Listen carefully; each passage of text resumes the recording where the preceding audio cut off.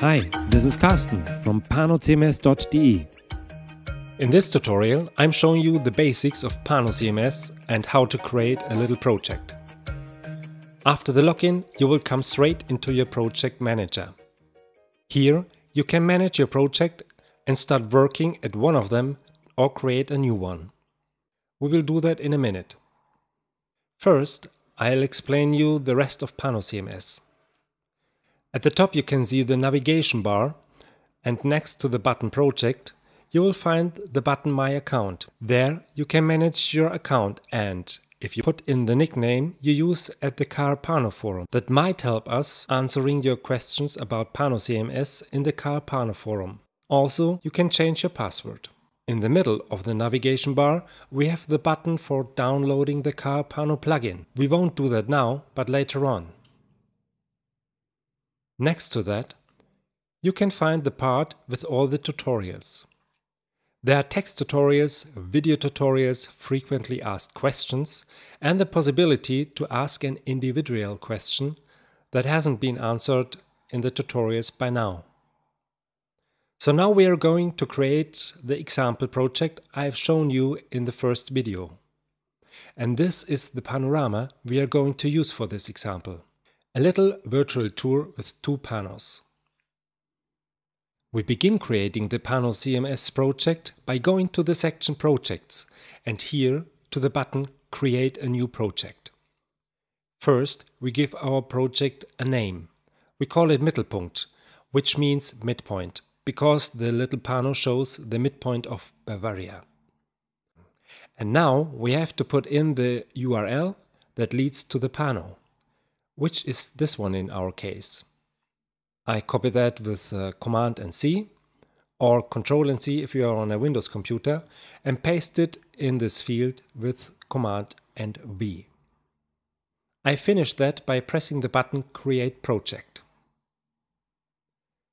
The project opens immediately, and as you can see, the pano starts in the background directly after opening. On top is the layer that contains the buttons for the content boxes. Before we're going to do that, we'll have a short look at the user interface and the single functions. At the top we can edit the title of our project. I don't want to do that now, but I could. Next to that we can change the URL to the pano just in case that our pano had to move to another place. After changing, we can reload the pano with the refresh button. On the right we have the design and the content editor, and the function to hide and show again the layer with all the content boxes. And very important, the save button. In the middle section we have the scene manager to create, edit, rename and delete our PanoCMS scenes. Every scene has 9 content boxes to be filled with content. We will do that later on. First, we'll rename the first scene to Scene 1 Entrance.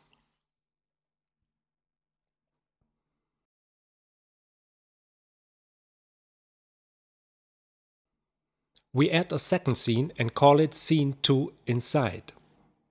And now we can switch between our two scenes. At the moment nothing happens while switching because we haven't created content yet.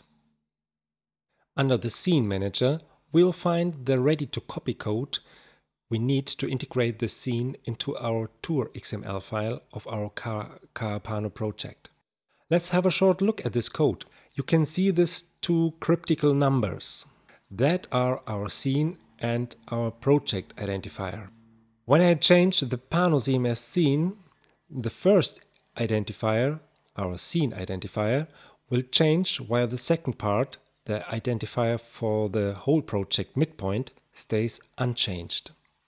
This code has to be integrated into our tour XML file. And how that works we will see in the next tutorials.